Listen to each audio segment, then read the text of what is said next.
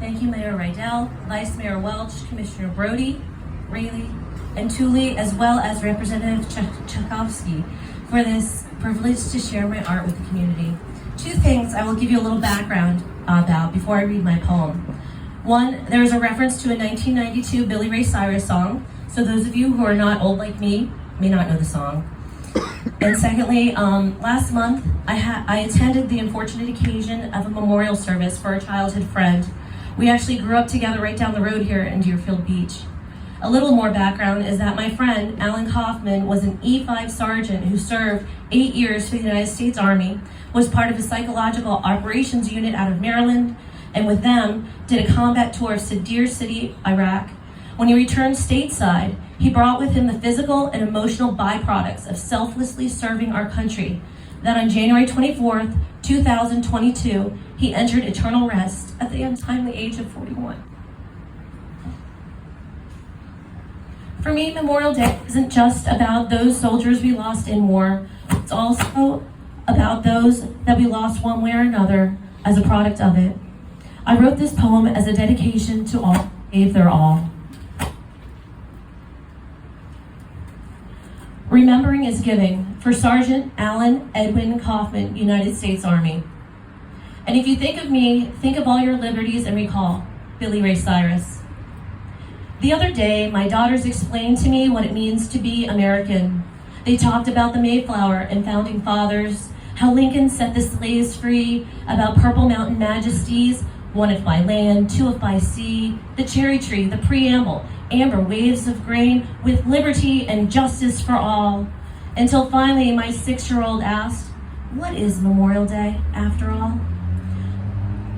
A ringing hum rides her bullet-borne question. The answers lodge like a fishbone in my throat. Well, I could give her the family-friendly approach about the first beach-filled days of summer, a work day off, charcoal-fired barbecues, and 21-gun salutes around flagpoles, and then have her recite the pledge while wearing red, white, and blue, waving a 3x5-inch Star-Spangled Banner. Do I tell her days are sometimes made of shrapnel and blood? Should I describe how the shrapnel that pierces the flesh doesn't damage as much as the shrapnel that shards the soul? Do I speak about soldiers lucky enough to come home, who look the same as when they deployed because their families can't see the scars hidden inside? Do I mention the loved ones unlucky, who act like they're fine and live out their days pretending there isn't a vacant seat at the dinner table every single night?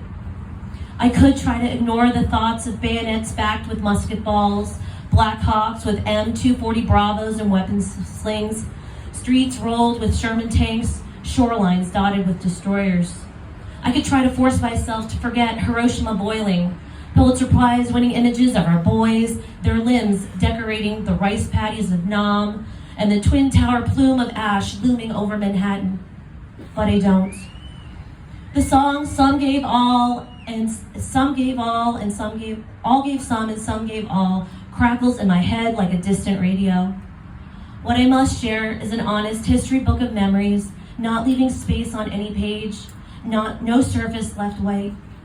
So armed with my pen, I write of war, of warriors and death, trying to deliver in my best 6-year-old words the honest unpleasantries of freedom. Sometimes as a poet, a poem is all I can give. Sometimes as a mother, the facts are all I can give. Sometimes all I know is what I have to give. It's like raising the flag at Iwo Jima or planting them at headstones at Arlington, a remembrance in peace and with love. Sometimes this is all I can give you. Thank you.